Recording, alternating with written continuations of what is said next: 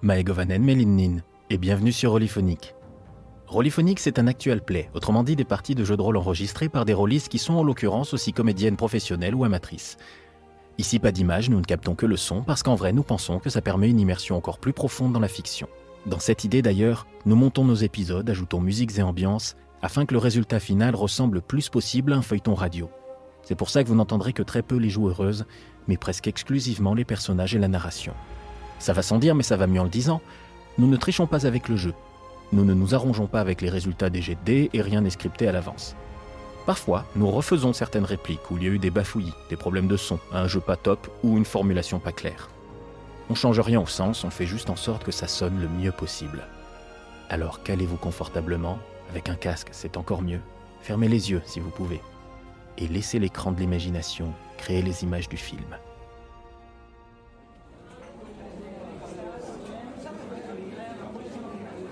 Vous êtes dans un petit café du centre de Paris. Malgré les boissons chaudes qui sont devant votre table, vous n'arrivez pas à vous réchauffer.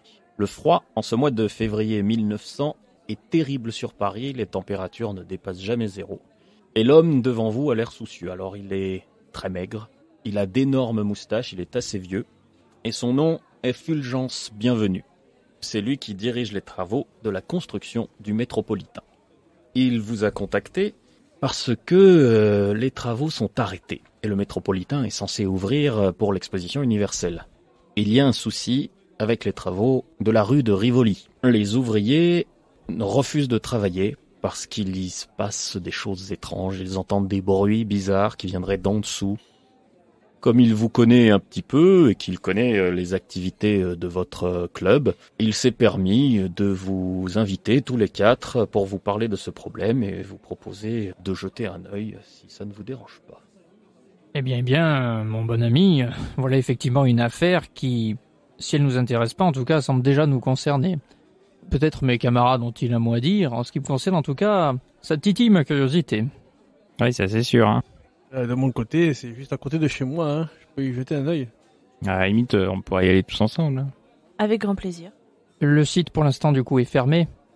Comme tous les Parisiens, je suppose que vous voyez l'état actuel de la rue de Rivoli. Je fais une parenthèse. Effectivement, comme tous les Parisiens, vous connaissez l'état actuel de la rue de Rivoli. Car si les travaux du métro prennent bien des formes, rue de Rivoli, eh bien, on a juste éventré la rue pour construire la station de métro et ensuite la reboucher. La rue de Rivoli, je ne sais pas si vous voyez où c'est le premier arrondissement de Paris, elle longe le Louvre. C'est l'une des rues les plus passantes du centre de Paris. Celle où il y a toutes les arcades. Hein, exactement, qui longe le Louvre avec toutes les arcades. Donc, alors je vous invite, et vous et nos auditeurs, à aller voir sur Internet. Il y a des photos assez célèbres de ces travaux, donc de la rue entièrement éventrée pour construire la station de métro. Alors vous dites que les bruits viennent, enfin que vos ouvriers disent que les bruits viennent d'en bas, c'est ça ? Oui, mon cher. Alors, évidemment, j'ai évoqué plusieurs hypothèses. Auparavant, j'ai beaucoup travaillé sur les réseaux d'égouts de la ville de Paris, donc je connais assez bien tous les réseaux de tunnels qui passent par ici. C'est d'ailleurs pour ça que nous avons décidé de creuser une tranchée rue de Rivoli. Nous sommes trop près de la Seine, le terrain est trop meuble, on ne peut pas passer par en dessous, donc le métro va passer très proche de la surface. Nous avons déplacé le grand collecteur qui passait sous la rue, mais ça ne peut pas venir de là, donc j'imagine mal qu'il puisse y avoir d'autres tunnels où il y aurait d'autres choses qui se passent. Pour moi, c'est un vrai mystère et je n'ai pas encore été là-bas. Tout ce que je peux vous dire, c'est que si d'ici 3-4 jours, les travaux ne reprennent pas, nous courrons à la catastrophe. Cela fait combien de temps que les ennuis ont commencé ? Depuis à peu près une semaine. Et ça fait 2 jours que les ouvriers refusent de retourner sur le chantier. Évidemment, je vous mettrai en contact avec le contremaître du chantier ainsi que l'équipe des ouvriers. Ils vous donneront les informations eux-mêmes. Nous n'avons qu'à nous y rendre dès ce soir. Chers amis. Personnellement, je suis disponible, on peut y aller. C'est une bonne idée. Allons-y. Faites-vous quelques préparatifs ? Je sors ma chapka que j'ai récupérée de mon voyage en Russie dernièrement. Vous faites bien. D'un point de vue technologique, qu'est-ce qu'on peut espérer emmener avec nous comme lampe de poche De poche, pas précisément, mais tout ce que tu peux imaginer en lanterne à gaz, ça, il n'y a aucun souci. Même un début de lampe électrique. Hein. Il y a l'électricité sur le chantier, D'accord, donc dessous, a priori, ce sera éclairé. en partie, oui. Bah, moi, je vais de mon côté préparer une tenue pour descendre sous terre. Vous prenez votre célèbre pistolet clic-clac. Oui, alors ça, oui. Il fait vraiment très froid. Oui, voilà, c'est ça que je pensais, parce qu'on est en février, donc Et il y a une vague de froid. en plus, Ouais, particulière ouais, ouais. pour Ouais, la saison, oui, c'est ça? Oui. Ben, on va s'habiller chaudement.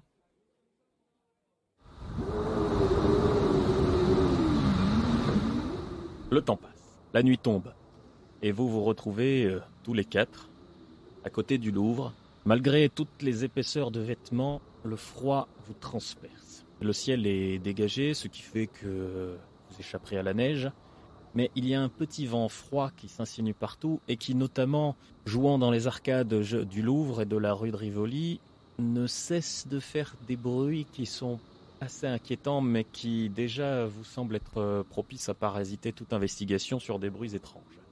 Il y a un homme qui vous attend là. C'est le contremaître du chantier qui est le seul qui a accepté de vous accompagner sous terre. Il s'appelle Marcel Mantier, qui est un homme bourru, assez petit, et qui, quand il vous voit, est content de vous voir parce que pour lui, il vous indique clairement qu'il ne croit pas à ces fadaises et qu'il est bon qu'il y ait des gens qui en ont dans la tête viennent expliquer à tous ses collègues que ça craint rien et qu'on puisse reprendre le travail. Mais c'est ce que nous allons éclaircir, monsieur Mantier. Ah ben, j'en suis bien content, monsieur Monroy. Je vous conduis. Faites attention, hein, madame. Vraiment, faut faire attention où on marche. Hein. Ne vous inquiétez pas pour moi. Bon allez, c'est par là.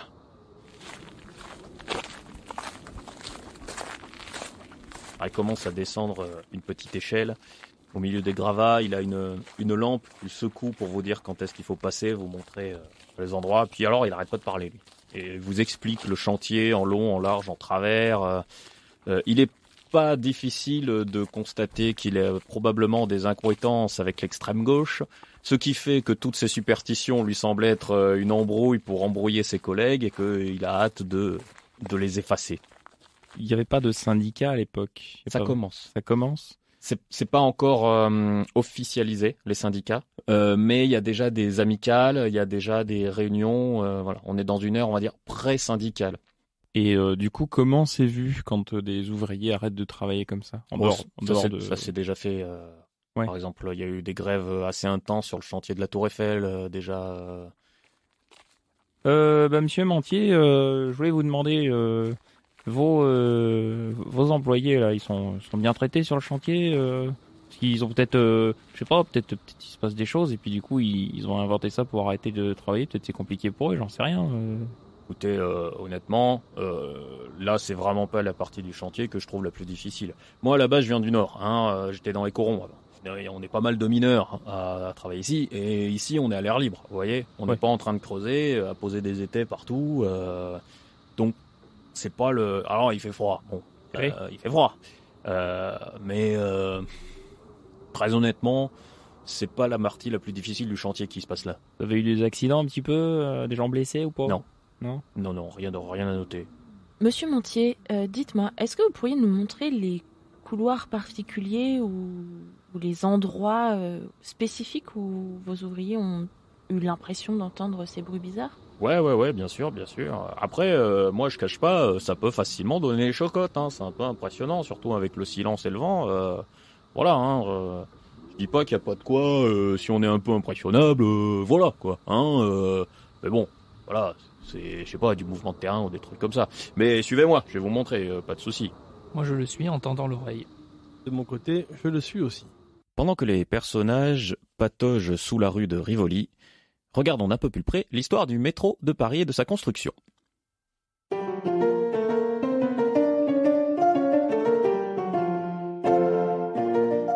Fin 19e, les rues de Paris sont saturées. Malgré les omnibus, tramways, fiacres, voitures, vélos, piétons, même des bateaux, traverser la ville peut être un vrai safari. Des tas de projets de trains métropolitains se disputent le privilège de désengorger les rues. Auditrices, auditeurs, mes potos, je te le dis, il y a eu de tout. Des trains intérieurs, des projets de trains qui enjambent les bâtiments ambiance Jules Verne. Il y en a même un qui a proposé un train aérien avec les voies tenues en l'air par des ballons géants. La décision finale traîne, notamment à cause d'une bonne vieille dispute administrative comme on en a le secret chez nous. L'État voulait relier le métro au réseau ferré national, mais la mairie de Paris ne voulait pas. On se disait que les gens en profiteraient pour se carapater et dépeupler la capitale. Les locaux ont eu gain de cause en 1896. Le métro sera souterrain, plus petit que les trains standards et surtout électrique, histoire que les tunnels ne soient pas envahis de vapeur et de fumée de charbon comme à New York à l'époque. C'est que le besoin devenait urgent. L'exposition universelle approchait à grands pas. Sur le projet initial, on prévoit 6 lignes, avec comme contrainte qu'aucun Parisien ne doit jamais se trouver à plus de 400 mètres d'une station de métro, parce que le Parigo n'aime pas la marche. Sous la direction de l'ingénieur de la ville Fulgence Bienvenu, spécialiste notamment des réseaux d'égouts, mais à qui on doit aussi le funiculaire de Belleville, on commence les travaux de la ligne 1 le 4 octobre 1898 et elle est inaugurée en 1900, le 19 juillet à 13h. 11 km, 18 stations construites en moins de 2 ans et principalement à la pioche. Comme quoi le métro n'a pas toujours été à la bourre. Des esprits chagrins, on dit que les Parisiens n'étant pas des taupes, ils ne descendraient pas dans ces trous. Manque de bol. Dès décembre 1900, on était déjà à une moyenne de 130 000 voyageurs par jour. Alors, elle est pas belle la belle époque ? Vous vous approchez de la fin de la station, là où donc le tunnel commence. Fin de la station côté est. Et assez rapidement, alors que vous vous enfoncez dans un tunnel, vous voyez Mentier s'arrêter soudainement. Et effectivement, plus qu'entendre quelque chose, vous sentez une petite vibration sous vos pieds, comme une pulsation régulière. Et après chaque vibration, comme un petit son assez aigu, peut-être un son de pioche ou une cloche. Le tout est souvent entrecoupé par des rafales de vent qui s'engouffrent dans le tunnel et qui vous glacent. Donc Jeanne Lépine a l'air de frissonner plus fort que nécessaire. Que faites-vous, Monsieur Paul Ponce? Alors, de mon côté, est-ce que ça vient d'en dessous, des côtés, des parois, des... Tu n'as pas tellement l'habitude de ce genre d'environnement, il faudrait que tu regardes de plus près. Messieurs, collons notre oreille. Où collez-vous votre oreille? Sur la droite. Monsieur Monroy? Tu dis que les vibrations viennent du sol sous nos pieds. Il te semble, oui. Je vais coller l'oreille au sol alors. Perdant toute dignité, Monsieur Monroy se colle au sol. Oh, monsieur Moroy, laissez faire, je vais m'en occuper. Et je me baisse devant lui pour le faire à sa place. D'accord. Je le fais quand même. Mademoiselle Bien Lépine, copine. 2 hommes se jettent à vos pieds. Je vais resserrer les pans de mon manteau contre moi. Je me sens pas très bien.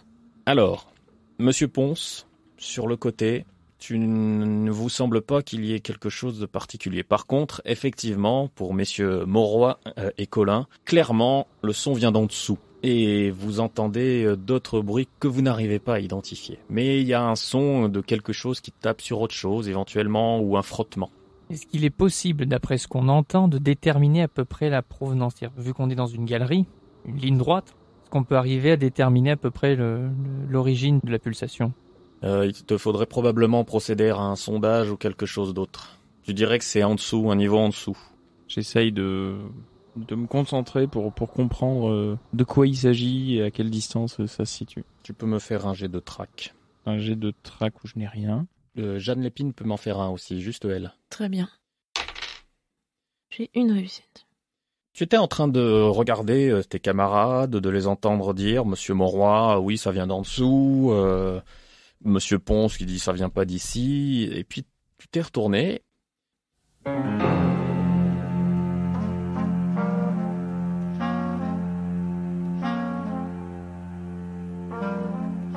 Tu constates que Monsieur Mentier n'est plus là. Et tu vois à tes pieds, à environ 3 mètres devant toi, sa lampe éteinte. Messieurs, excusez-moi, mais Monsieur Mentier semble avoir disparu. Quoi? Comment? Hein? Vous êtes où, monsieur Mentier? Mais regardez, sa lampe est juste là. Mentier?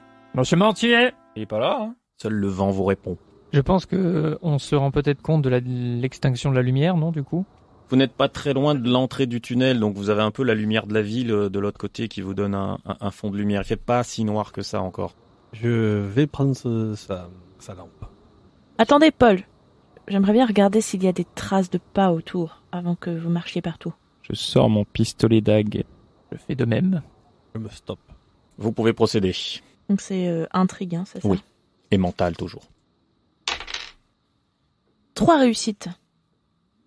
En allumant et en tournant autour, vous la voyez tous les trois procéder à sa manière très méthodique. Elle s'approche doucement de la lampe, par le chemin où vous êtes arrivé, puis elle commence à faire des petits cercles concentriques autour de la lampe, pas à pas, en éclairant. Et puis elle finit par trouver une piste qui s'avance plus loin dans le tunnel, tourne un peu à droite, évite ce qui semble être un obstacle. Et là, eh bien, il y a un petit trou d'environ 70 cm de diamètre. Trouvez quelque chose, Madame Lépine? Oui, venez voir. Il y a un souffle d'air chaud qui en sort. Il semble y avoir une galerie. Y a-t-il une échelle ou quelque chose qui permette de descendre dans le trou? Non, tout semble porter à croire que Monsieur Mantier, d'une manière ou d'une autre, soit tombé là-dedans. Et est-ce qu'on voit un sol? Ou c'est l'obscurité totale? C'est l'obscurité totale. Je prends un caillou et je le lâche. J'espère que Monsieur Mantier est pas en dessous, hein. Faudrait l'assommer. Vous l'entendez tomber, rebondir.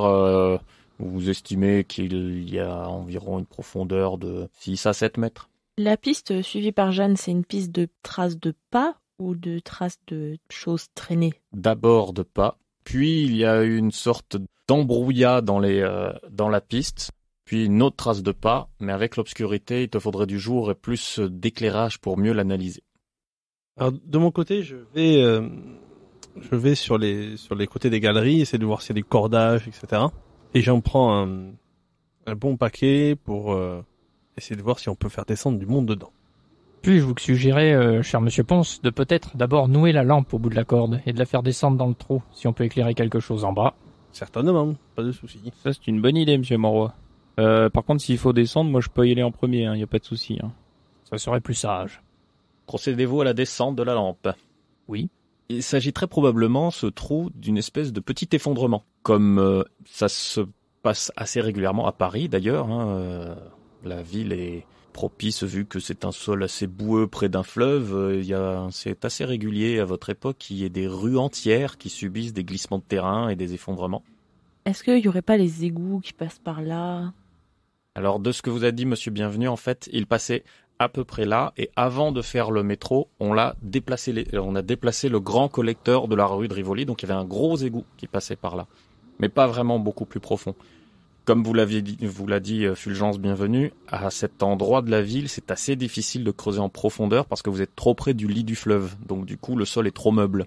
Donc les catacombes et ces choses-là, c'est pareil, c'est plus loin. C'est plus sur l'autre rive, du côté de Montparnasse en fait, vraiment les catacombes. Par ici, il y en avait un petit peu. Vous étiez en souterrain, vous êtes ce que vous connaissez de plus proche, où il aurait pu y avoir un peu des choses de creuser, c'est dans le premier, vers les Halles, où il y avait le cimetière des Innocents avant. Il vous semble que le trou s'est tout simplement effondré. En bas, il y a effectivement un petit tas de terre et de gravats, par contre pas de Monsieur Mantier. Et ça semble donner, comme l'a dit Jeanne tout à l'heure, sur une petite galerie qui court en dessous. L'effondrement, il date pas d'aujourd'hui. Probablement que si, sinon les ouvriers l'auraient repéré. Enfin, je veux dire, là, c'est pas Monsieur Mantier qui l'a percé. On l'aura entendu de toute façon. Probablement qu'il aurait crié quand même. Ouais. Enfin après, ça peut arriver, c'est déjà arrivé que des gens se fassent aspirer dans un trou, et puis de surprise, sans rien dire, et tombent. Je remonte la lampe. Ce que je vais faire, c'est que je vais prendre la lampe à la main, puis je vais m'accrocher à la corde et je vais demander à Monsieur Ponce de me descendre. Très bien. Ça va vous demander un jet en sport. Il y en a un qui tracte celui qui descend et l'autre qui doit rester accroché à la corde. Alors évidemment, il y en a un dont le travail est plus difficile. Sport, c'est mental. Oui, Non. tout à fait. C'est pas mental, c'est physique. Bon. J'ai une réussite. Pas de souci pour se tenir à la corde. Et de mon côté, 3 réussites. Et pour que nos auditeurs comprennent bien ce qui se passe, nous allons voir maintenant un petit peu comment fonctionne le jeu de rôle.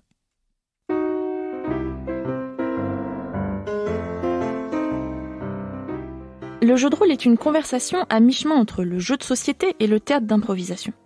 Les joueurs incarnent des personnages qui interagissent dans une histoire inventée collectivement et au fil de l'eau. Comme dans toute forme de jeu, il y a des règles. Aujourd'hui, nous nous intéressons au lancer de dés. Lorsqu'un joueur décrit une action qui est à la fois risquée et intéressante pour l'intrigue, les règles prévoient que personne n'en décide arbitrairement l'issue. À la place, on effectue un jet de dés dont le résultat détermine les conséquences de l'action décrite. Si tous les dés indiquent des réussites, l'action réussit de façon exceptionnelle. S'ils font tous des échecs, la situation empire. Dans les cas intermédiaires, on considère que l'action réussit, mais avec des conséquences imprévues ou des choix difficiles à faire pour les joueurs. Dans Crime, le nombre de dés à lancer et le score à obtenir pour être compté comme une réussite sont déterminés par une fiche descriptive du personnage, de ses points forts et de ses points faibles. Attention, dans ce jeu, les 1 comptent comme des échecs et doivent être gardés absolument. Vous en savez désormais assez pour comprendre la majorité des actions que nous décrivons dans notre partie. Nous aborderons d'autres points de règle dans les épisodes suivants.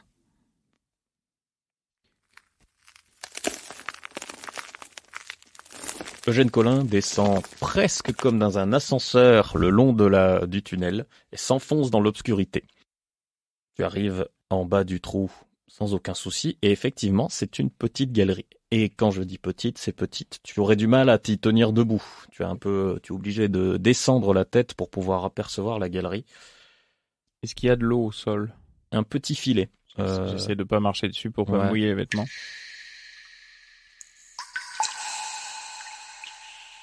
Alors la galerie te semble être artificielle. C'est-à-dire, elle me semble. Tu ne saurais pas dire, mais le trou est très régulier. Après, c'est pas étayé, par exemple. Il n'y a pas de pavage au sol. Du coup, ça semble assez instable. Ça sent quoi? Ça sent rien de spécial. Ça sent la boue, ça sent l'humidité. Tu ne sens pas d'odeur d'égout, par exemple. Ça se perd très vite là dans l'obscurité. Tu as un étage en dessous par rapport aux autres. Tu as à peine ta lampe qui éclaire sur une poignée de mètres devant toi et derrière toi. La galerie est parfaitement parallèle à celle du métro, mais 6-7 mètres dessous. Il y a une galerie en bas. Je peux progresser un peu dedans, c'est pas grand, mais à la limite, je peux me baisser, avancer, mais lâchez pas la corde. Hein. On garde la corde en témoin. Si jamais vous avez besoin d'être monté urgemment, vous tirez 2 fois dessus. Merci. Un petit jet d'intrigue pour Monsieur Collin. 2 réussites. En balayant du faisceau de la lampe et en t'enfonçant un peu à l'intérieur, alors tu t'aperçois que c'est un peu difficile d'éviter de marcher dans le filet d'eau, mais juste à côté de ton pied gauche, tu vois une chaussure enfoncée dans la boue. Quel genre de chaussure? Genre de chaussure, tu ne pourrais pas parier ta main dessus, mais probablement une chaussure qu'aurait pu porter Marcel Mentier il y a une dizaine de minutes. D'accord. Je l'attrape, je la soulève, je la regarde un petit peu plus en détail. Je la garde avec moi et je vais continuer. Alors, je tire 2 fois sur la corde pour lui faire signe d'arrêter. Quand je sens qu'il est en train de tirer la corde, je m'arrête. Oui, Quelque chose qui se passe, monsieur Ponce? Il faut juste mettre un peu de rallonge au jeu. Donc tu progresses doucement, avec des pauses de temps à autre. Ton angoisse augmente un peu car l'endroit est de plus en plus claustrophobique. Tu es vraiment penché en avant, tu commences à sentir ton dos se fatiguer. Et donc tu t'avances et j'avoue que cette espèce de grognement lointain qui est au fond de la galerie devant toi et qui semble se rapprocher de toi ne t'aide pas à te sentir particulièrement à ton aise. Je vais ralentir le pas. En haut, la lumière de la lampe de Monsieur Collin est à peine plus forte que celle d'une bougie pour vous maintenant. On va le héler de façon régulière pour voir s'il nous entend toujours. Puis en lui demandant s'il aperçoit des choses. Ça devient difficile, hein. Il est dans un matériau qui absorbe le son très facilement. La terre, Je les entends ou pas? Oui, de temps à autre. Il y a comme un cri au bout, comme un animal. Et comme un pataugement qui se rapproche. Je crois qu'il y a quelqu'un qui vient. Ne vous mettez pas en danger, Collin. Revenez si jamais vous sentez que vous êtes en danger. Ça s'accélère. Je vais peut-être revenir, lâchez pas la corde. Je commence à faire demi-tour. Tu fais demi-tour comme tu peux dans cet endroit étroit. Tu entends vraiment comme une bestiole qui se rapproche. Donc tu vas me faire un test psychotique. Alors, donc j'ai 4 mentales. Je vais donc lancer 4 dés. Ce qui me fait 4 réussites. Pas de difficulté. Monsieur Ponce, vous sentez beaucoup de mou sur la corde d'un coup et vous entendez un petit peu de l'autre côté de la corde des bruits de course pataugeantes. Alors ce que je vais faire, c'est que je vais faire du tir à la corde. Soit Très rapide. Faites-moi un jet de sport. Parce que, et vous aussi, Monsieur Collin. Parce qu'en fait, si vous ne tirez pas la corde assez vite, vous n'arriverez pas à la tendre si vous ne la tirez pas plus vite qu'il ne court. Et c'est une réussite. Pareil pour moi, une réussite. Monsieur Collin arrive en bas du trou avant que vous n'ayez tendu la corde. Remontez-moi! Il y a quelque chose qui arrive, là, remontez-moi. On n'avait pas récupéré une autre corde, justement, parce que... Si, en fait, vous avez fait une chaîne de cordes depuis tout à l'heure. Parce que, comme il s'enfonçait loin dans le tunnel, vous n'aviez pas assez de longueur. Oui, mais du coup, Edmond Gustave, il est allé chercher des cordes. Oui. Donc on peut peut-être lui tendre un autre morceau de corde qui, lui, du coup, sera tendu. Alors, une autre corde vous tombe dessus. D'accord, donc je l'attrape, Qui la tient ? je lâche ma lanterne. Je croyais qu'il était en train de tirer une corde, Monsieur Ponce. Ben, au moment où on lance la corde, il peut lâcher de façon celle qui est pleine de mou et tout de suite prendre l'autre, non? Il essaie d'une corde d'une main à une autre, non? Sinon, on s'y met à deux sur celle-ci. Oui, sinon on se met à deux dessus. Vous n'éviterez pas de faire un petit combat contre la chose qui est dans le tunnel. Vous savez vous battre, Monsieur Colin ? Ouais. Eh ben, engageons le combat. J'ai déjà dû taper des gardes. Non, en fait, là, principalement, vous allez faire un petit jet de combat pour pouvoir un peu éviter quelque chose qui essaie de vous mordre les jambes pendant que vous commencez à grimper. Me mordre les jambes. Vous mordre les jambes. 0 réussite et un échec.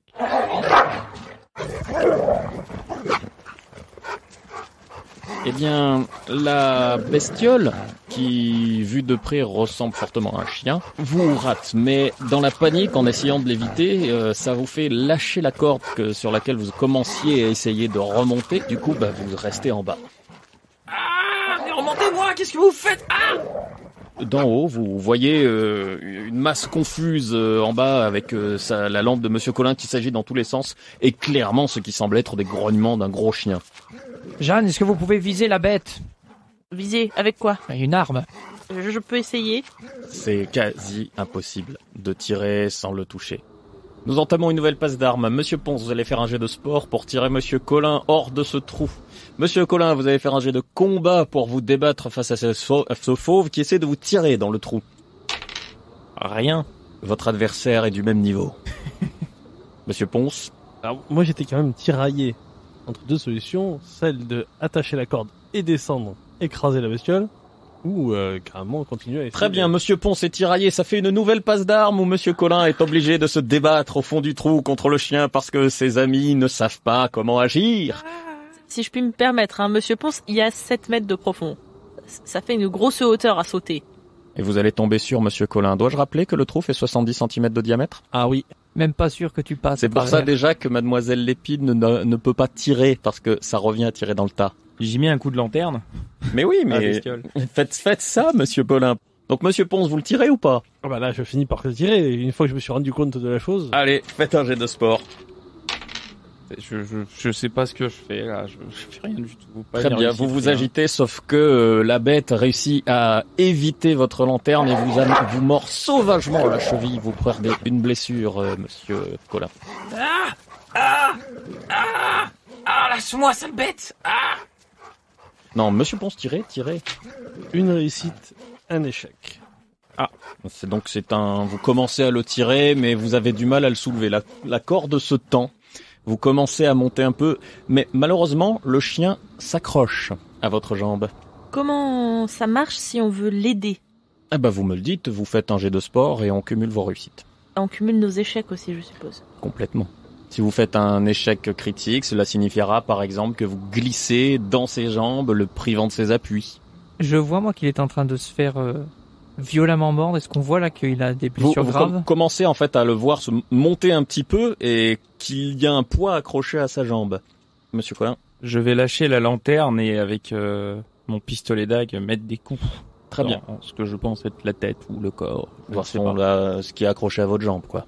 Oh, vous l'identifiez maintenant, hein. C'est un chien, vous voyez, genre une espèce de Doberman qui aurait pris beaucoup de stéroïdes. Du coup, je vais me mettre à côté de Paul et je vais l'aider à tirer pour remonter au plus vite. Exactement. Alors, faites-moi un jet de sport tous les trois. Faites-moi votre jet de combat, Monsieur Colin.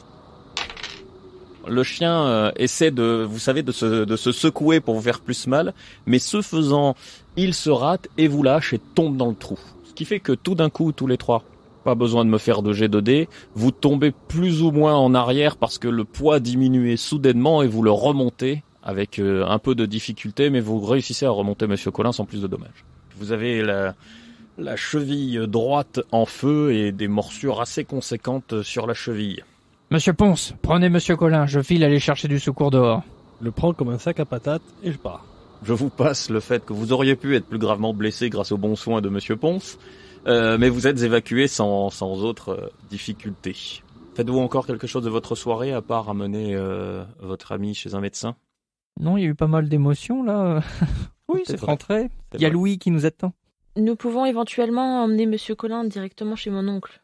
Il est médecin et il saura sûrement nous accueillir.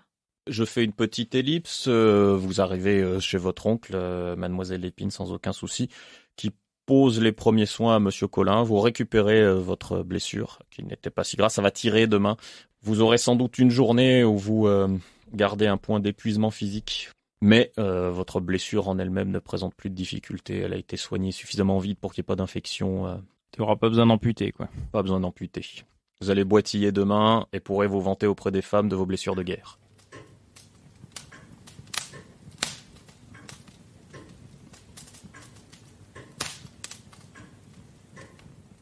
Et vous vous retrouvez dans votre salon favori?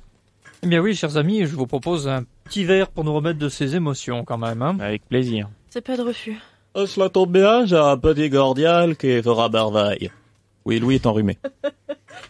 Monsieur Bronze? Un pot-au-feu, s'il vous plaît.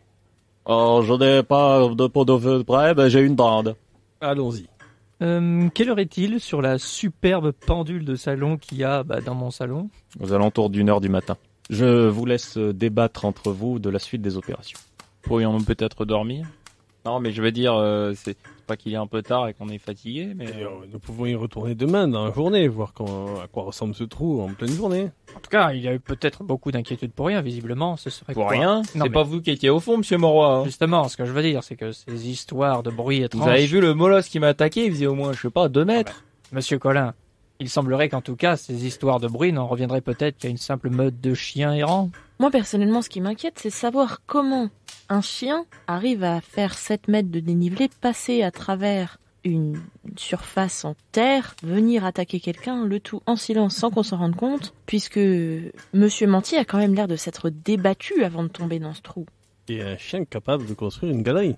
Je suis pas sûr que ce soit le chien qui est... Oui, il doit y avoir moult conduits et le chien a dû trouver un accès peut-être ailleurs, et a ramené au trou dans lequel est peut-être tombé Monsieur Mantier de gré ou de force. Mais admettez qu'il est tout de même bizarre que ce chien ait éventuellement attaqué Monsieur Mantier à 4 mètres de nous, sans que nous l'entendions et sans que nous ne le voyions arriver non plus. Pensez-vous réellement que ce soit le chien? Monsieur Ponce, vous qui venez de la campagne, qui connaissez beaucoup de chasseurs, qui vous y connaissez relativement bien en biologie, un tel comportement d'un chien comme ça, il a été dressé pour l'attaque. Vous n'imaginez pas qu'un chien errant comme ça attaque un type, même si c'était son territoire, sous prétexte qu'il tombe dans un trou. Messieurs, dames, il faut pas exagérer, il n'y a pas de loup à Paris. Ce sont des chiens et je mets ma main à couper que celui-ci devait avoir un collier. Je vous avoue que j'ai pas spécialement eu le temps de regarder. Hein. Il faut donc trouver le maître. Ce qui serait bien, ce serait qu'on regarde du coup quelle est l'installation des égouts tout autour. Je pense que Monsieur Bienvenu pourrait peut-être nous refiler les plans du coin, comme ça on sait où est-ce qu'il y a des accès et tout ça. Nous aurons les plans aisément. La nuit passe sur ce.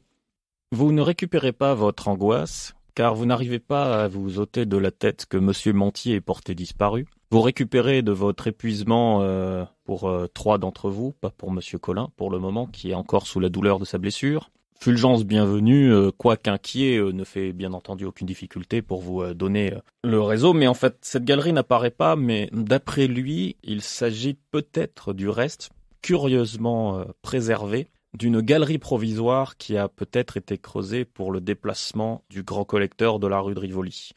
En fait, il y a une question que je me posais.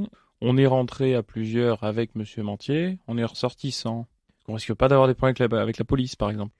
Vous, non, puisque vous avez quand même la caution morale de Fulgence Bienvenue, qui est le directeur des travaux, qui peut dire que c'est lui qui vous a demandé d'aller voir avec Monsieur Mantier, qu'il a délégué exprès pour ça.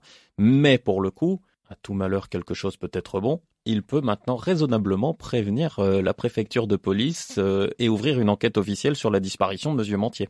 Pour vous, la difficulté serait plutôt inverse. Si la police s'en mêle, il y a de fortes chances que vous soyez exclu.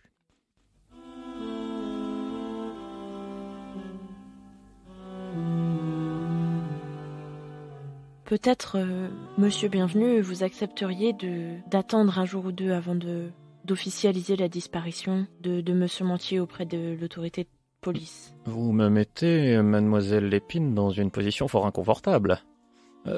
Imaginez que cela tourne mal et que l'on puisse me reprocher d'avoir retardé de signaler un potentiel crime, cela me mettrait dans une position plus qu'inconfortable. Écoutez, monsieur Bienvenu, si vous pouviez nous laisser au moins 24 heures, parce que sinon, après, nous, on n'aura plus trop la possibilité de continuer l'enquête, si vous voyez ce que je veux dire. Monsieur Monroy, je me tourne vers vous, nous sommes tous les deux des hommes du monde. Pourquoi est-ce que je ferais cela ? Vous connaissez la réputation de notre club. Oui, pour aider la veuve et l'orphelin que la police n'aide pas, mais vous admettrez aisément que je ne fais pas partie de cette catégorie de population. Certes, mais dans toute enquête, il y a quelquefois des négligences auxquelles généralement nous pallions. Nous pouvons, avant l'enquête dite classique de police, fournir, disons, une méthode de recherche un peu plus spécifique qui ouvrirait des pistes auxquelles la police ne penserait pas. Monsieur Monroy, si je vous donne, comme le propose votre jeune ami, 24 heures, pouvez-vous me garantir que les travaux reprendront sous 48 heures ? Car effectivement, si la police s'en mêle, cela accumulera d'autres retards. Alors sachez que si la police s'en mêle, vous avez la garantie en tout cas l'enquête sera prise en charge directement par monsieur le préfet de police. Raison de plus pour ne pas vous laisser vous emmêler. Donc vous avez 2 autorités d'élite dans ce cas qui enquêtent sur l'affaire. Bien. Admettons. Bien, de quoi avez-vous besoin pour que cela aille vite ? Et surtout pour retrouver monsieur Mantier, je l'espère vivant, car c'est un homme qui m'est précieux. De l'historique complet du chantier, de tous les cartes et réseaux liés au chantier. Sans aucune difficulté, vous les aurez dans une poignée d'heures. Peut-être une installation qui nous permettrait de stabiliser l'accès à la galerie souterraine, de façon à pouvoir monter et descendre facilement et... Il va vous falloir convaincre les ouvriers pour cela. Et je vous préviens, monsieur Longe, qui dirige, entre guillemets, les grévistes, n'est pas quelqu'un de facile à convaincre. Dites-leur qu'ils auront des primes d'indemnité. Je veux bien, mais là, le contremaître vient de disparaître mystérieusement dans la boue. Ça ne va pas leur faciliter le courage. Ouais, mais ça, ils le savent pas encore, pas vrai ? Je vous laisse carte blanche. Je vous ferai parvenir un mot, monsieur Monroy, que vous pourrez présenter aux ouvriers. Vous aurez toute autorité sur eux le temps de votre enquête. Je vous remercie infiniment, monsieur Bienvenu. Je saurai m'en souvenir. Je saurai m'en souvenir si vous réussissez.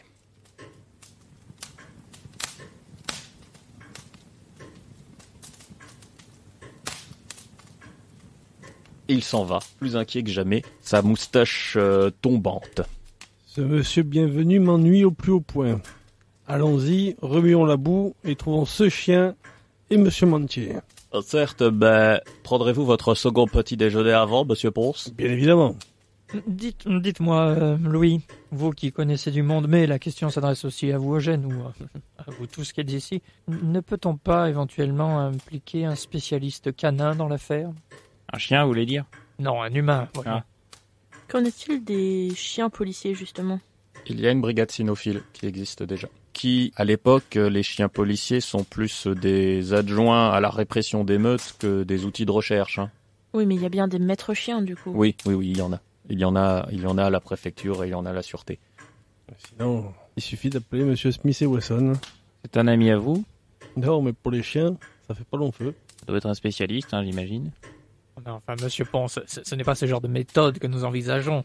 Le but est de remonter cette piste. Peut-être que quelqu'un qui est spécialiste affiné de la question du chien envisagerait des solutions auxquelles nous ne penserions pas. Je pense qu'il serait bon qu'on aille voir aussi assez rapidement monsieur Longe pour voir s'il peut mettre une équipe d'ouvriers à notre disposition pour installer ne serait-ce qu'une échelle. Ou agrandir le trou. Je vais m'en occuper du coup. Alors, nous allons refaire un petit tour de table pour savoir qui fait quoi et avec qui. Qui retourne rue de Rivoli ? Vous y allez tous ? Moi, pas tout de suite. Je vais d'abord aller voir monsieur Longe, justement. Oui. Il va être rue de Rivoli, Il sera plutôt, comme beaucoup de grévistes, vers le chantier à veiller à ce que le travail ne reprend pas. Monsieur Ponce. Du coup, de mon côté, je retourne aux 10 trous. Donc, sur le chantier, à la station. Monsieur Monroy.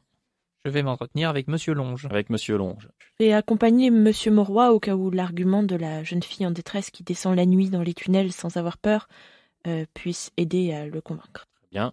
Moi, je vais regarder un peu plus les documents que nous a fournis Monsieur Bienvenu, voir étudier en gros les plans des égouts aux alentours. Je fais mon tour du quartier, j'essaie de voir s'il y a des éléments qui me paraissent incongrus, ou même si je connais un peu le coin, des lieux des tunnels qui étaient pas là avant, des trucs comme ça. Alors, vous pouvez me faire 2 jets.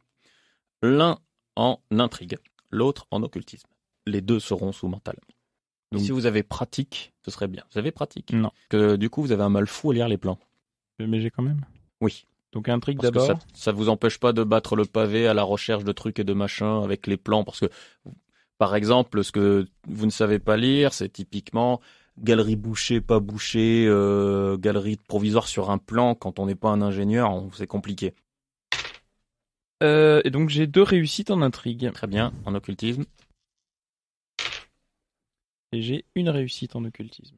En fait, ce n'est pas tant ce que vous trouvez par rapport au plan qui vous interpelle que ce qui manque. Comme tout bon spécialiste de la chose occulte, vous êtes au fait de tous les mystères et les secrets souterrains de Paris. Il vous semble qu'il y a quelque chose normalement sous ce quartier qui est plus une espèce de légende urbaine que quelque chose de réellement avéré, mais qui aurait pas très loin, la légende dit que ce serait même sous le Louvre, sous les fondations médiévales du Louvre, donc juste à côté, une espèce de petite caverne secrète que les milieux occultes appellent la Chapelle Noire, qui serait enterrée sous le Louvre et qui serait un haut lieu pour appeler les morts, proche des forces chtoniennes, voire pour apporter des malédictions à des gens.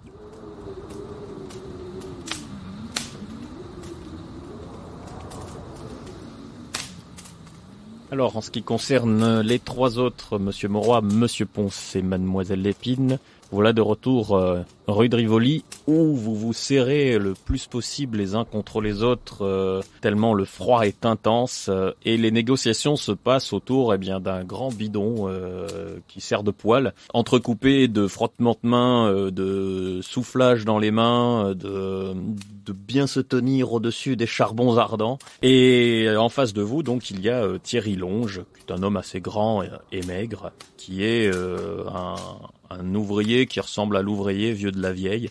Et derrière lui, il y a demi-douzaine d'ouvriers, en fait, qui sont un peu les vrais grévistes, entre guillemets. C'est pas tant qu'ils sont grévistes, vous voyez très vite que c'est pas qu'ils se plaignent de quoi que ce soit, c'est qu'ils sont morts de trouille. Il semble bien que tout le monde a déjà un peu constaté le fait que le contremaître n'est pas là, et qu'il y a un trou dans la station. Alors je passe à côté et j'y descends. Personne ne te retient, hein. C'est-à-dire justement, ils sont morts de trouille, mais après, si les gens veulent mourir et risquer leur âme de leur propre chef, ça ne les intéresse pas tellement. Monsieur Mauroy? Monsieur Longe, Hey, vous êtes qui? je lui tends la main quand même malgré le froid. Edmond Mauroy. Ouais. Je viens vous voir aujourd'hui parce que nous avons une demande particulière à vous faire. Si c'est pour reprendre le chantier, je suis désolé. Tant qu'on n'aura pas envoyé un exorciste pour nettoyer tout ça, il y a de sûr qu'il se passera rien. Moi, je vous dis, là-dessous, il se passe des choses trop bizarres. Justement, si nous sommes là, c'est pour régler ce problème. Vous comprendrez que nous avons tous très peu de temps et que plus vite ce problème sera réglé, mieux ça vaudra pour tout le monde. Ouais. Les autres derrière, ouais. Nous allons faire investigation dans les sous-sols pour essayer de savoir ce qui se passe en dessous. Et pour avancer notre travail, on a besoin de vous. Je comprends tout à fait votre situation. Aussi, nous sommes prêts largement à vous compenser et rétribuer tout ce que vous voulez au vu de l'effort qu'on vous demande. Parce qu'on a besoin d'une aide intense et soutenue. Allez au fait, là, allez au fait. Nous avons trouvé l'entrée d'une galerie qui semblerait être peut-être l'origine des bruits et choses étranges qu'on entend. La galerie d'effondrement qui est là-bas? On a besoin de la déblayer. L'étayer, vous voulez dire? Oui, l'étayer, pardon. Et c'est ça que vous voulez qu'on fasse? Mais ça veut dire qu'on va descendre dans le trou. Si je peux me permettre, monsieur Longe, en fait, nous aimerions descendre à l'intérieur de cette galerie d'effondrement. Nous avons juste besoin de votre aide pour pouvoir le faire en toute sécurité. Si vous voulez le faire en toute sécurité, faut que nous on descende pour mettre des étais. Vous voyez le grand bonhomme? Je lui montre Paul Ponce. Oui, qui se tient une dizaine de mètres plus loin, à l'entrée du dit trou. Il sera avec nous et il s'occupe entre autres de notre sécurité. Non mais il y pourra rien, votre monsieur, là. Vous vous rendez pas compte, c'est des choses pas naturelles qui sont là-dessous. C'est pas une question d'être costaud. On est costaud, nous aussi. C'était des trucs... Mais vous vous rendez pas compte, là-dessous, c'est plein de fantômes et tout ça. C'est le vieux lit de Paris. Monsieur Longe, nous sommes déjà descendus hier soir. un de notre collègue y est allé. Il s'avère qu'il s'est fait attaquer par un chien. Un chien de l'enfer! Non, un simple chien. Comment vous savez que c'est pas un chien de l'enfer? Parce que nous l'avons vu. Et là, tu as une main qui se lève. Alors, il est passé où, Mantier, alors? Monsieur Mantier n'avait pas besoin de venir au vu du fait que le chantier est arrêté pour l'instant. Il nous a simplement ouvert le chantier hier soir. Alors pourquoi il est pas venu ce matin pour essayer de nous convaincre de reprendre le chantier en nous disant ces trucs de coco, comme quoi on Parce était qu'il tous savait- des blaireaux complètement farcis à la superstition? Allons. Il n'avait pas besoin de venir parce que justement c'est nous qui allions venir ce matin. Ouais. Alors, il commence à faire un conciliabule. Il y a Longe qui revient vers vous. Bon, on vous propose quelque chose. On agrandit le trou en faisant attention que ça s'effondre pas et en profitant du froid pour ça. On vous met des échelles et voilà. Pas d'été. On descend pas. Monsieur Longe, au moment on va pas déconner avec nos vies.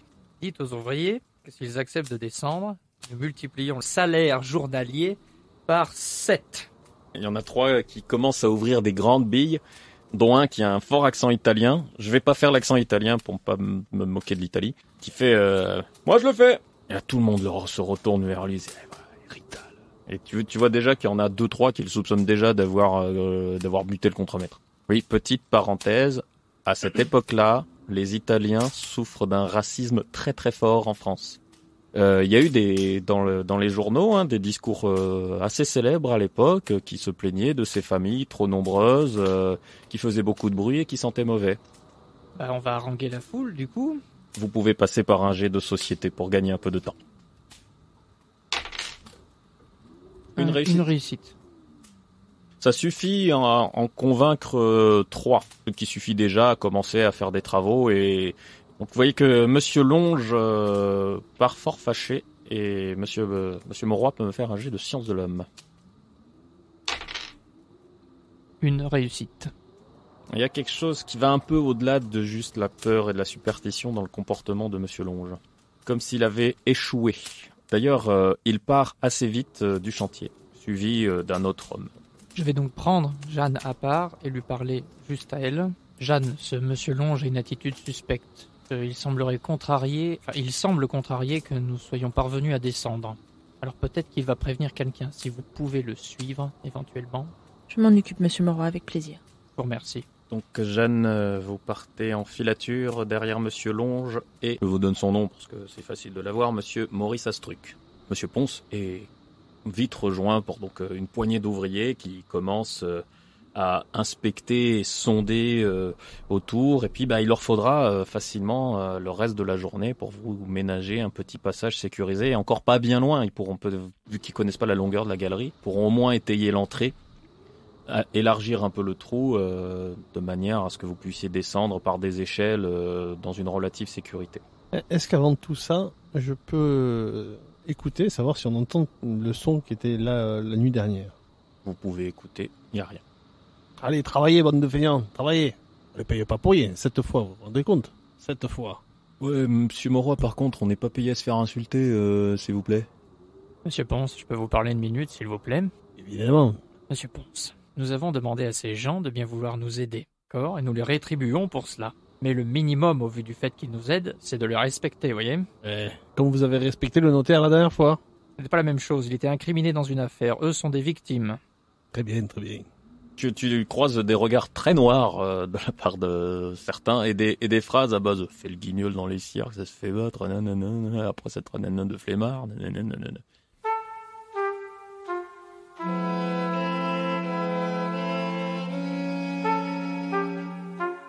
Je vais rester un peu avec Mademoiselle Lépine, qui va me faire un jet de trac. Sous quel potentiel, s'il te plaît? Tu vas me le faire sous mental. On va dire que c'est plus de la ruse, de la réflexion et de l'intelligence de bien se cacher.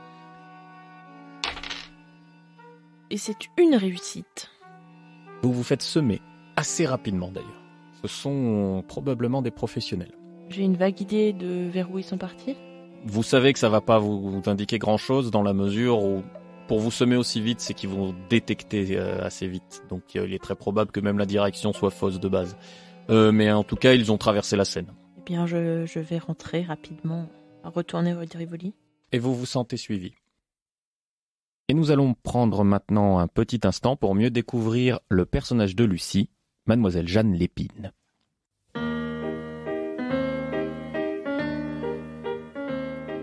Jeanne Lépine a 23 ans. C'est une jeune fille élancée mais au physique commun. Ses yeux pétillants de malice et d'intelligence lui donnent cependant un charme tout particulier.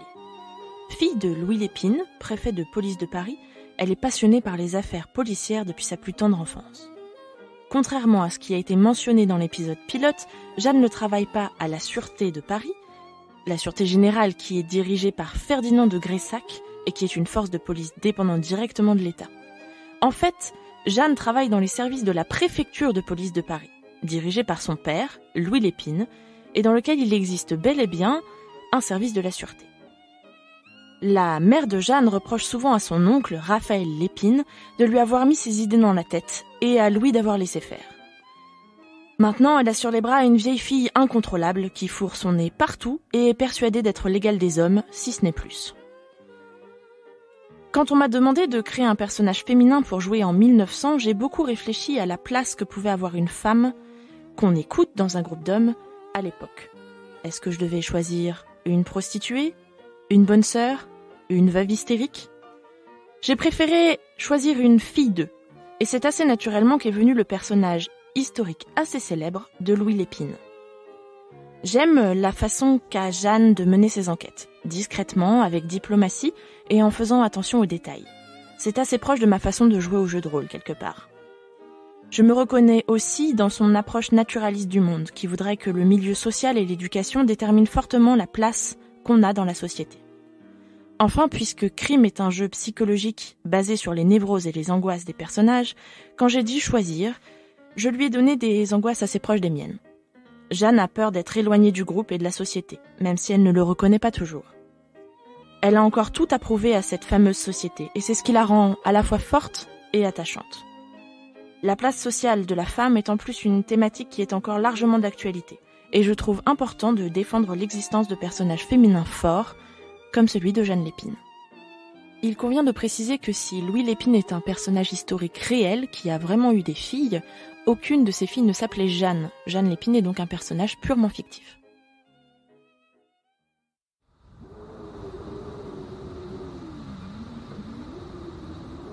Monsieur Mauroy, Monsieur Collin, vous faites votre jonction, tandis que Monsieur Ponce surveille la bonne avancement des travaux.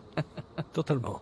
En m'enseignant, j'ai entendu parler de cette chapelle noire. Et est-ce que, du coup, j'ai pu essayer de deviner ou de me demander où est-ce qu'elle pouvait se trouver par rapport au plan dans un espace qui ne devrait pas être aussi Ça vous spacieux. demanderait des recherches plus spécifiques là-dessus. D'accord. C'est-à-dire de plonger au milieu de vos contacts dans l'occultisme, d'aller peut-être à votre journal pour... Encore une fois, c'est quelque chose que vous connaissez surtout de nom. Un nom qui revient régulièrement parmi des cercles assez fermés d'occultistes, c'est-à-dire que là on parle de gens très sérieux. Jusqu'ici, vous n'aviez pas eu besoin de creuser. Vous savez que voilà, d'après la légende, elle serait sous les fondations médiévales du Louvre. Qui ne sont donc pas loin du tout. Non, puisque la rue de Rivoli longe le Louvre. Ces fondations, est-ce qu'il y a des égouts qui passent en dessous? Non. Est-ce qu'il y a des égouts qui passent à côté, avec des Oui. passages comblés, des trucs comme ça? Passage comblé, peut-être pas, mais oui, il y a des égouts qui passent dans le coin, ça forcément, il y aura des égouts. Rue de Rivoli, il y avait un grand collecteur, c'est-à-dire les grands collecteurs, c'est les plus gros canaux en fait. Donc juste à côté, il y a des gros canaux d'égouts qui passent. Monsieur Mauroy, moi si ça vous convient, je vais aller me dégueulasser un peu le pantalon, mais j'irai bien faire un tour dans ce grand collecteur. Bien soit. Vous voulez y descendre tout seul? Ouais, non, vous avez raison, c'est peut-être pas une bonne idée. Peut-être pouvons-nous attendre le retour de Jeanne, ce sera plus prudent. Ouais, très bien, d'accord. Considérez qu'elle est là. Ah bah tiens, Jeanne. Messieurs, je les ai perdus.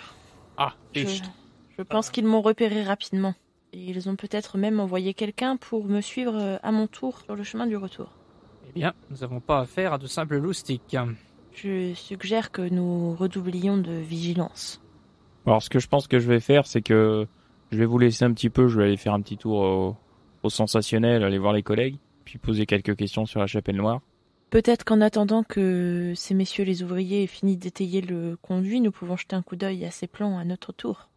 Aucun souci. Vous y cherchez quoi sur les plans plus précisément? Tout ce qui peut amener à cette fameuse chapelle noire. Donc moi, on est d'accord, j'en ai jamais entendu parler. Pas du tout, ils sont pas sur les plans des égouts. Donc d'après la description rapide qu'il nous en a faite, essayer de trouver quelque chose qui sur un plan fait penser qu'il y a eu un moment à la présence. Alors il y a des traces effectivement, mais grand du coup. C'est normal que personne n'y ait songé, mais vous voyez effectivement des traces de galeries inutilisées, mais il y en a plein dans Paris, des galeries inutilisées, que ce soit dans certains quartiers, les galeries des anciennes carrières de calcaire, que ce soit des anciennes galeries d'anciennes catacombes. Dans certains quartiers, on trouve même les anciennes galeries qui ont mené aux premières cathédrales chrétiennes à l'époque où les chrétiens étaient persécutés. Donc, sous Paris, des galeries, il y en a partout.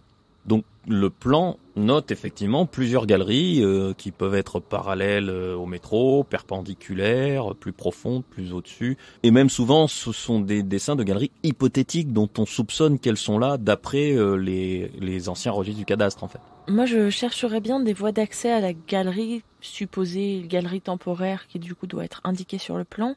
À quoi est-ce qu'elle se connecte? Est-ce que on aurait moyen d'y rentrer par ailleurs que par ce trou-là? Il faudrait recreuser un trou là où elle a été bouchée, mais c'est possible. D'accord. Après, il faut localiser en cherchant bien avec le plan sa voie d'accès. Mais ça vous donnera pas un accès plus sécurisé que le trou que vous êtes déjà en train de creuser dans la galerie au final. Ok. Mais du coup, direction est, elle va vers où cette fameuse galerie temporaire? Vers le nouveau grand collecteur de la rue de Rivoli. Et qui est situé à quel endroit? Juste à côté, il est parallèle en fait. On a juste creusé une tranchée parallèle pour faire le nouvel égout et à la place de l'ancien, on a mis le métro. Cette histoire de chapelle noire là, c'est sous les fondations du Louvre du coup? D'après la légende, oui. Peut-être qu'une piste à fouiller, ce serait de voir si on peut descendre sous le Louvre, par le bâtiment du Louvre lui-même. Et il y a quoi au Louvre en 1900? C'est déjà un musée. Par contre, contrairement à de nos jours, les fondations médiévales ne sont pas accessibles ni visitables. Je vais essayer de mettre en évidence au moins les chemins qui amènent potentiellement sous le Louvre. Oui, tu trouves des galeries qui techniquement se rapprochent du Louvre et passent au moins sous la place du Louvre.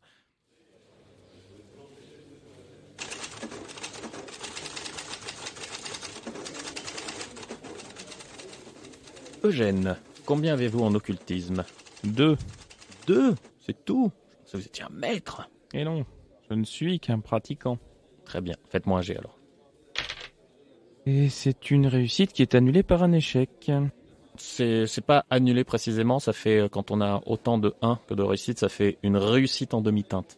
Alors, du coup, vous trouvez des informations un peu floues, mais effectivement, il semble qu'elles soient authentiquement anciennes ou pas, il y a bien certains cercles occultes, ou en tout cas certaines personnes qui pratiqueraient des choses par un accès qui serait dans le quartier du Louvre, et vous voyez régulièrement revenir le surnom de quelqu'un qui se dit mage, dont le surnom est Nox, et qui serait, d'une certaine manière, l'officiant officiel de la Chapelle Noire.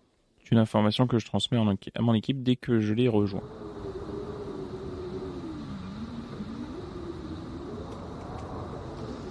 À la fin de la journée, les ouvriers vous disent qu'ils n'ont pas commencé à étayer, mais on peut descendre à peu près en sécurité en ayant élargi le trou. Je les remercie chaudement. Oui, et d'ailleurs, le chaudement fait qu'ils rentrent très vite chez eux. Voulez-vous tenter une redescente, les amis? Je passe pas devant, hein. Je saisis une barre de fer et je descends. J'aime bien l'idée. Du coup, je vais prendre un outil qui traîne, je sais pas lequel, mais avec des trucs piquants ou coupants dessus. Vous avez le choix, pelle, pioche... Une pioche. J'aime bien une pioche. Une pioche. Personnellement, je suis plus à l'aise avec une pelle. Une pelle. Écoutez, pelle, pioche, barre de fer... Je vais garder mon pistolet à la main. Et je vais passer derrière.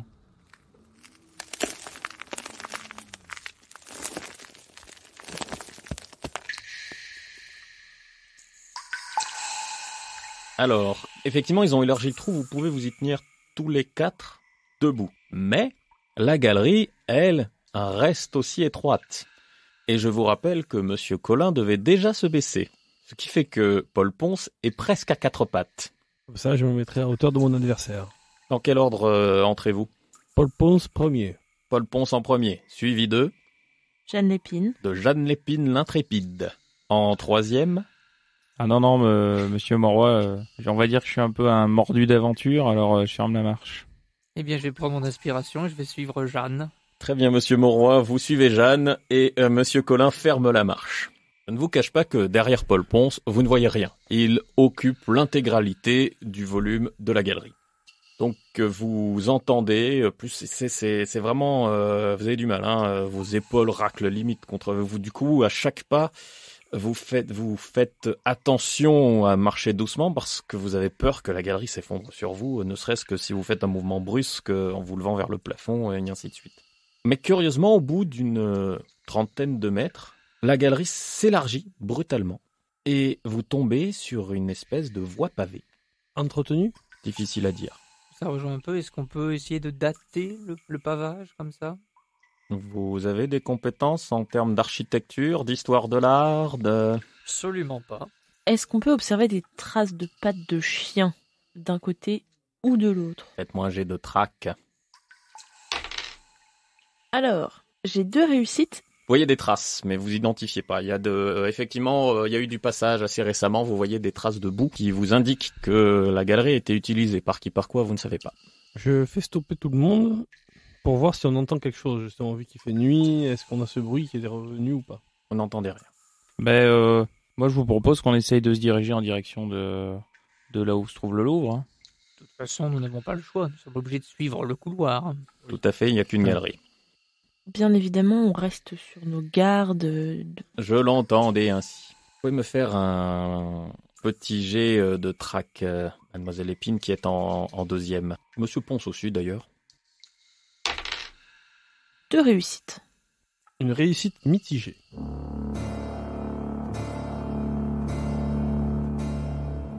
Monsieur Ponce vous a semblé voir une espèce de petit éclair, comme un flash de lumière. Mademoiselle Épine, vous avez clairement vu une lumière s'éteindre. Pour vous, quelqu'un vient d'éteindre une lumière, de masquer une flamme, un peu plus loin, devant vous.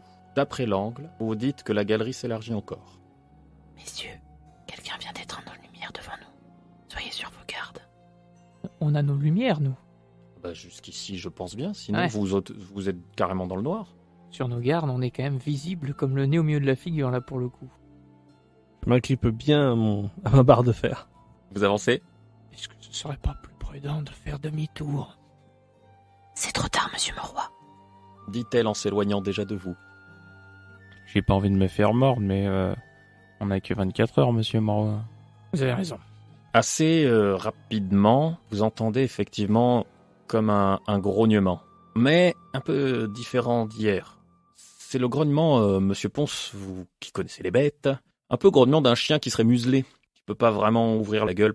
Et puis, continuant à avancer, Mademoiselle Épine, qui a l'ouïe plus fine, entend clairement des « Chut, ta gueule, sale bête !» J'angoisse. Très bien, vous pouvez vous le noter. Et n'oubliez pas le point de névrose qui va avec. Je vais tapoter sur l'épaule de Paul Ponce et lui montrer la direction d'où ça vient. Il fait noir, hein. Vous savez pas si c'est votre imagination qui vous joue des tours en voyant des formes qui bougent dans l'obscurité au-delà de la lanterne. C'est les lanternes, elles éclairent, mais dès que c'est au-delà de la lanterne, c'est le noir complet. Nous avons combien de lanternes? Une chacun, à moins Oui. que vous ne me disiez l'inverse. C'est des lanternes de gaz. Oui. Ben, je lance la lanterne en direction de là où m'a dit Jeanne. Alors, dans un clonk, clonk, clonk assourdissant, repris des centaines et des dizaines de fois par un écho, votre lampe semble aller dans ce qui semble être une sorte de petite pièce, éclaire fugacement des visages, vous entendez des... Et puis elle s'immobilise avant de s'éteindre. Et vous entendez de nouveau d'un chien qu'on semble retenir. Bon sang de bonsoir. Il faut s'annoncer. Mais c'est un chenil souterrain ici, c'est pas possible.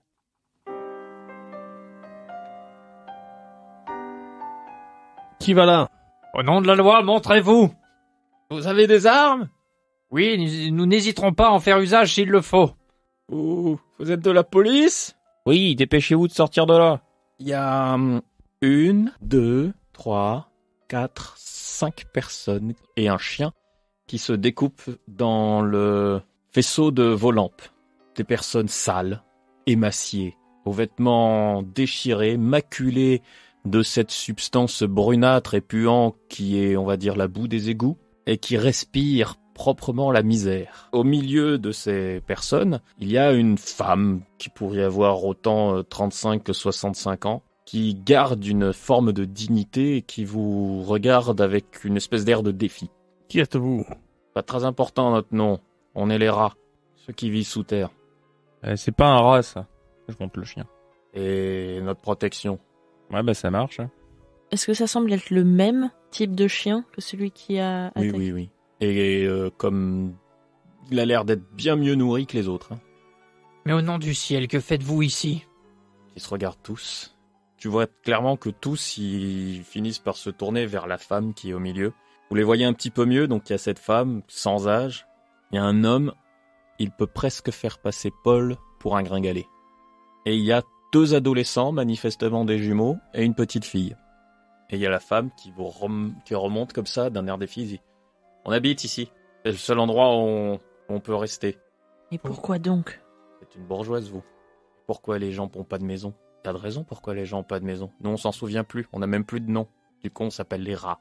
Vous n'êtes pas de la police, ça se voit. Non, effectivement. Vous êtes là pour le gars qui est tombé, c'est ça? Exact.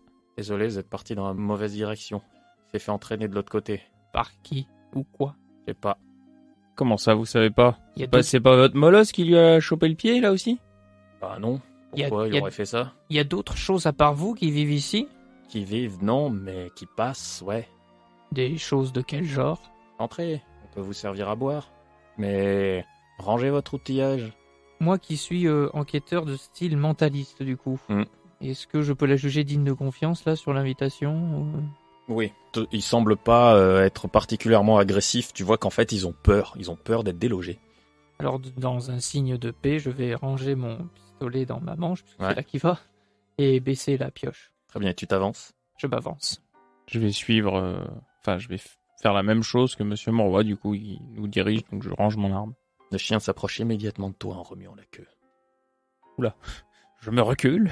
Rapportez votre molosse, là, j'en veux Et pas. les deux jumeaux qui le retiennent. Ah, vous inquiétez pas, ouais, il est hyper affectueux, il est un peu joueur, mais il est hyper affectueux. Ah ouais, un peu joueur, il m'a bouffé la jambe, votre chien. Non, mais hier, c'est parce qu'il y avait quelqu'un qui était tombé du trou, il a eu peur. Et puis on l'a pas retenu. Eh ben, retenez-le, là, moi j'en veux pas de votre chien. Non, mais il vous fera rien, il est gentil. Je sors mon arme. Allons, Colin, du calme. Non, mais ils veulent pas retenir leur chien, moi je le bute, le chien. Ce n'est qu'un chien, Colin. Oui, c'est un chien qui m'a bouffé la jambe. Gardez votre chien. Et gardons notre calme. Ah, tu as le colosse qui te regarde et dit, tu laisses le chien. Oui, monsieur. Je range mon arme. Pour faire bonne figure, je vais me présenter. Puis je vais présenter même mes amis, du coup. Donc vous cherchez le mec qui est tombé, c'est ça? Entre autres. Et si on vous dit ce qu'on a vu, vous dites pas que vous nous avez vus? Pas compris cette phrase. Oui, on vous expliquera, Paul. Il y a beaucoup de circulation par chez nous récemment, depuis qu'il y a ces travaux à côté, je sais pas ce qu'ils fabriquent, à creuser dans les rues et tout ça, mais il y a des gens qui font d'autres travaux, pas très loin d'ici, et puis ils aiment pas trop les curieux, et quand ils étaient en train de transvaser des choses, hier, nous on se cachait, dès qu'on les voit passer, on se cache. Et quand le gars est tombé, ils l'ont attrapé immédiatement et ils l'ont embarqué. Vous dites ils font des travaux et de quelle nature? Ils transportent des choses, des travaux ou des trafics. Et ça fait combien de temps que vous êtes là-dessous? Longtemps. Parce que du coup, le métropolitain, vous savez ce que c'est ou pas? Je suis au regret de vous annoncer, madame, qu'ils sont en train d'installer ce qu'on appelle le métro. Vous connaissez le train? Oui, quand même, oui. C'est pareil, mais sous la terre. Pourquoi faire? Votre vie risque d'en être perturbée, je le crains. Tu vois que vraiment leur peur grandit. Ouais, va D'accord. falloir partir, hein. Nous ne vous dénoncerons pas, mais sachez qu'il serait peut-être plus envisageable pour vous de vous déplacer. Si je peux me permettre d'insister, pouvons-nous revenir à ces choses que ces gens transvasent? En avez-vous un petit peu entreaperçu certaines? Tu as la fille qui lève le doigt. La petite fille, d'ailleurs, vous voyez assez vite à la manière dont elle se tient la tête et dont qu'elle vous regarde sans trop vous parler en face, qu'elle est aveugle. Ils transportent des gens morts. C'est une odeur que je reconnais à coup sûr. Ils transportent des gens morts. Savez-vous pourquoi? Ah non, ça, on s'est sûrement pas posé la question.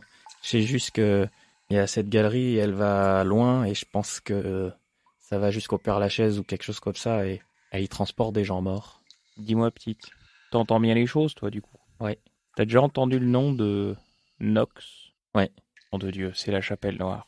Avant-hier, il y avait une dame très bien habillée qui est partie en pleurant et en courant, qui est passée pas par chez nous, mais enfin, vous voyez, il y a d'autres galeries qui passent par là, d'un ancien réseau, et elle est passée en pleurant et en courant, et puis elle est revenue satisfaite. Et donc tu as entendu qu'elle était très habillée. Oui. Le nombre de froufrous, ça se... Vous savez, moi je peux vous distinguer la soie du velours à l'oreille. Je vais m'adresser là un peu plus au groupe. Pourriez-vous nous dire combien ils sont? 8. Est-ce que vous seriez capable d'en décrire certains? Juste leur chef. Je connais même son nom. Bah, ils parlent entre eux. Il se fait appeler Olaf. Et il est assez costaud et il a une espèce un peu comme vous. Une espèce de vêtement à la Ruskov, là. Un peu comme vous, monsieur là, le grand, là. Avec un habit à la Ruskov. Ouais, c'est Votre chapka, Paul. Ah, j'avais oublié que j'avais ça. Et enfin, tu dis que t'as entendu le nom de Nox, mais il disait quoi quand il parlait de Nox? La dame, elle voulait aller le voir pour se venger de quelque chose. De quelque chose? De quelque chose, je sais pas. Et ça avait l'air de marcher parce que quand elle est revenue, elle était vachement contente. Il fait de l'office de voyant. Vous payez et vous avez un service en retour, non? C'est comme ça qu'il fonctionne, Colin? Je ne sais pas. C'est juste un nom que j'ai entendu, en fait. D'accord. Mais apparemment, ce serait le chef spirituel de la Chapelle Noire, mais... Donc je m'adresse au plus grand. Écoute-moi mon grand, si tu nous aides dans cette affaire, et que tu connais très bien les galeries, je me porte garant de te sortir d'ici, toi et ta famille, de manière à vous loger et vous donner quelque chose de décent. Tu vois qu'il ne te répond pas, il se tourne immédiatement vers la femme. Et vous pouvez le croire, c'est un homme d'honneur. J'ai un club de lutte et nous nous occuperons bien de toi. C'est la première fois que quelqu'un nous propose un truc pareil. Et un début à tout. Hein. Vous voulez dire qu'on pourrait vivre dehors? Et vous n'auriez pas honte. Mais on n'a pas honte. Eh ben, d'autant plus. Continuez comme ça. D'accord. La seule chose que je peux vous dire, c'est que le gars qui est tombé hier, vous le reverrez plus. Soyez plus précis. Ah, ils l'ont attrapé, il commence à se débattre. Alors, le mec Olaf, il a sorti une espèce de sabre et il lui a planté en travers du corps. Un sabre? Ouais. Mademoiselle Jeanne Lépine, vous pouvez me faire un jet d'intrigue. Une réussite et un échec. Vous avez vaguement entendu parler qu'autour du 20e arrondissement, une nouvelle bande commençait à sévir, un peu différente des habituelles petites bandes d'Apaches qui sont là-bas. Quelque chose de plus organisé et d'à la fois plus exotique, et qui serait très influencé par nos nouveaux alliés russes. Comment ça, très influencé? Une espèce de gang de Russes dont au moins les principaux lieutenants s'habilleraient un peu de fourrure et manieraient un sabre. Bien, moi qui rentre de Russie, me voilà pas dépaysé. Est-ce que l'un d'entre nous pourrait nous accompagner pour nous emmener là où c'est que ça se passe? Ça fait partie du deal. Genre maintenant? Par les galeries. Bah ouais. Si c'est le seul chemin. Vous avez compris qu'ils sont très dangereux. Ah oui, oui. Et vous pensez quoi? Que c'est pas avec des pelles et des pioches que vous allez vous battre contre eux. Messieurs, si nous avons affaire à un gang d'Apaches organisé et armé qui plus est, peut-être serait-il plus prudent de ne pas y aller seul et sans préparation. Des renforts pourraient être utiles. De plus, je pense que si ces messieurs-dames veulent sortir par la voie par laquelle nous sommes rentrés, il vaut mieux le faire de nuit quand les ouvriers ne sont pas là. Tout à fait. Ce qui est le cas maintenant. Exactement. Vous faites ceci?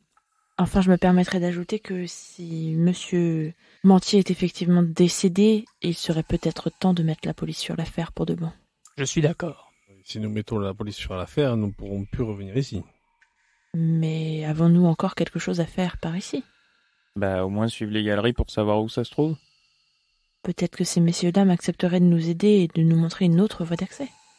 Qu'est-ce qu'il y a dans le 20e arrondissement dont la jeune fille vous a parlé? Parmi les grands monuments très célèbres de Paris que tout le monde va voir? Le cimetière du Père-Lachaise. Il y a donc une entrée dans le cimetière. Par déduction, la galerie va vers l'est, Oui. Comme le 20e arrondissement, il trafique des corps, le gang est dans le 20e. Une petite filature autour du Père-Lachaise serait le bienvenu. Vous sortez donc la famille? Oui. On va s'arrêter là vu l'heure, après avoir sorti la famille des rats, et vous apprêter à enquêter dans une autre partie de Paris pour voir ce qui se trame sous le sol. Merci de m'avoir prêté vos oreilles jusqu'au bout. Et si ça vous a plu, n'hésitez pas à vous abonner, à noter, à commenter et surtout à partager. Vous trouverez en description bien sûr les sources et les crédits de cet épisode, ainsi que les liens vers mes réseaux sociaux et mon Patreon. Si vous désirez, pouvez vous permettre de soutenir ce podcast. On se retrouve très vite, et n'oubliez pas, rêver, c'est résister.